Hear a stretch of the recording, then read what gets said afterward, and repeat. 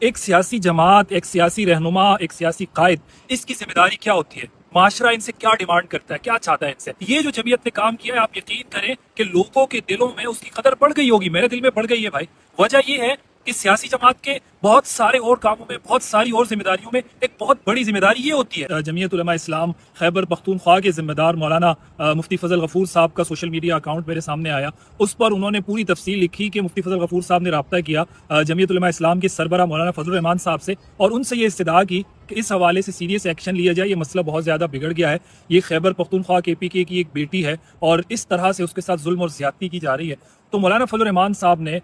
سندھ کے جو جمعیت کے ذمہ دار ہیں مولانا راشد سومرو، ان سے رابطہ کیا اور پھر ان کے ذریعے سے مختلف اندرون سندھ کے علاقوں میں مختلف کمیونٹیز سے رابطہ کر کے مختلف ذمہ داروں کو انگیج کیا گیا، اور ایک سیریس ایکشن لینے کا جو پہلا نتیجہ سامنے آیا وہ یہ کہ اس بچی کو ظلم اور تشدد اور بربریت سے بازیاب کرا لیا گیا، کچے کے ان ڈاکوؤں سے، ان ظالموں سے اس بچی کو بازیاب کرا لیا گیا۔ میں یہ ویڈیو صرف حوصلہ افزائی اور اپریسیشن کے لیے بنا رہا ہوں۔ ایک سیاسی جماعت، ایک سیاسی رہنما، ایک سیاسی قائد، اس کی ذمہ داری کیا ہوتی ہے؟ معاشرہ ان سے کیا ڈیمانڈ کرتا ہے، کیا چاہتا ہے ان سے؟ ظاہر ہے اگر آپ سیاسی قائد ہیں تو معاشرہ آپ سے یہی ساری چیزیں چاہتا ہے کہ اگر وہ کسی مشکل کا شکار ہو، اس پر اس طرح کا کوئی ظلم اور جبر ہو رہا ہو تو وہ آپ کو پکارتا ہے۔ آپ کا جو جواب ہوتا ہے، آپ کی جو لبیک کی صدا اس انداز میں ہوتی ہے جو جمعیت علماء اسلام نے دی، مولانا فضل الرحمان صاحب نے دی، مولانا راشد سومرو نے دی، مفتی فضل غفور نے دی۔ اس آواز میں اگر آپ لبیک کہتے ہیں سامنے والے کی صدا پر، تو اس کے دل میں آپ کی قدر بڑھ جاتی ہے، اس جماعت کی قدر بڑھ جاتی ہے۔ اور یہ جو جمعیت نے کام کیا ہے، آپ یقین کریں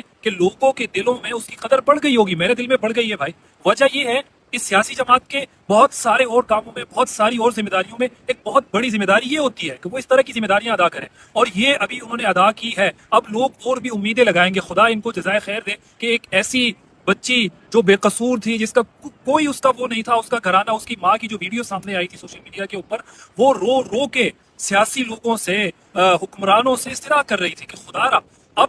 ایسے موقع پر آپ دیکھیں کہ سندھ کے اندر حکومت کس کی ہے؟ پیپلز پارٹی کی ہے۔ پی پی نے کیا کیا اس پورے معاملے کے اندر؟ حالانکہ حافظ عبداللہ صاحب کی میں ٹویٹ کو پڑھ رہا تھا، انہوں نے کہا کہ میں نے گورنر سندھ سے رابطہ کیا کہ خدا را اس بچی کے حوالے سے کوشش کریں۔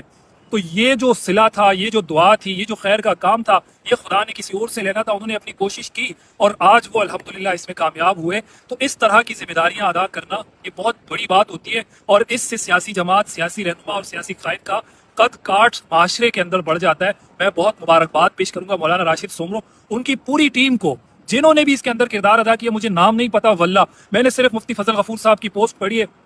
پورا دن مختلف چیزوں میں مصروفیت رہی۔ ابھی جب وہ پوسٹ پڑھی، دل سے دعا نکلی کہ اللہ تعالیٰ ان سب لوگوں کو، چاہے وہ مفتی فضل غفور ہوں، مولانا فضل الرحمان صاحب ہوں، مولانا راشد سومرو، ان سب کو اللہ